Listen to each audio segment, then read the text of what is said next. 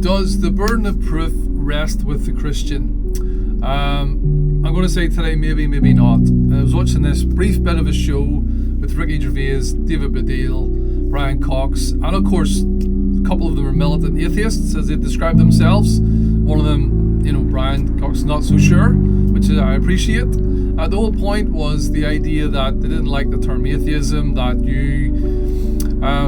people put the burden of proof on you whenever the burden of proof lies with a Christian. And I get their point, because who does the burden of proof lie with? Well, it's always the same answer that I would give to this. It lies with the person who makes the claim. Whoever has stated a belief in something tangible and real, in their opinion, then that burden of proof lies with them. So in that case, there's part of me agrees with Ricky Gervais' statement that the burden of proof lies with a Christian, lies with a theist, the person who believes in God.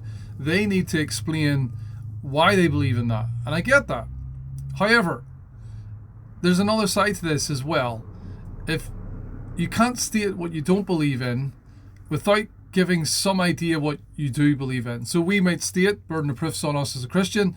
Why do you believe in God? You might say, why do you believe in God? And then the atheist, the person who doesn't believe in God, comes in with objections about why they don't believe that. So you don't want to always be the naysayer, that person at a meeting that always has problems in work. But you know what, we were often told, stop bringing problems and bring a solution. You cannot continue to always say why you don't believe in something without the burden of proof coming to rest on you to justify why you believe in something. So I would believe it's not acceptable to have no viewpoint, and I actually believe it's quite unscientific to simply say we just don't know, we just can't know. We've all these observable measurements that we've made of the universe because we desire to find answers, we desire to find meaning.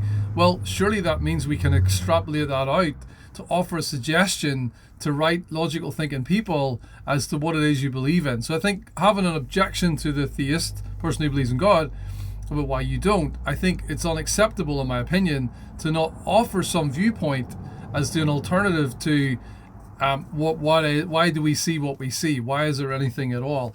So, and just to say with that, and I'm saying this in the current culture that we're in today, I think, and I believe this, just want to say this, it's not more intelligent to never come to a conclusion.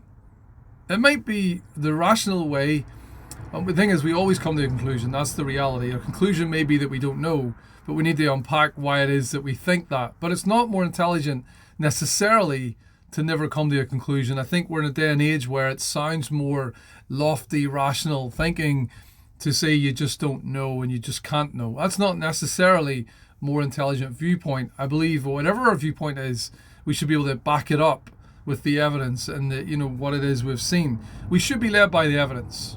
And that's the reality. What does the evidence tell us? And as someone who's a rational, logical thinker who came to the conclusion that God was the most likely explanation for the universe and the design that I see around me as a young man, who was then led to faith in Christ and in the Bible, but it started with a rational inquiry and investigation, with taking in the evidence that I see around me, making the most logical explanation to be God is definitely my explanation for that. So if someone's going to say that's not likely and that doesn't work and that, well, what is your explanation then?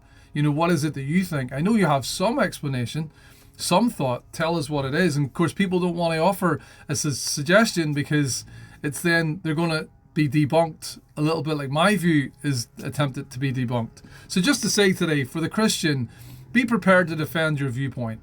Be prepared to defend your theism, your rational belief in a God who created and designed this universe. Non-Christian, be prepared then to defend your own opposition with your viewpoint as an alternative. What do you think is true? And again, it might not be certain about that, but what other viewpoint would you offer as to why you're so certain that God is not the answer? So what, does the burden of proof rest with a Christian? Maybe not. It certainly rests with the person who makes the truth claim.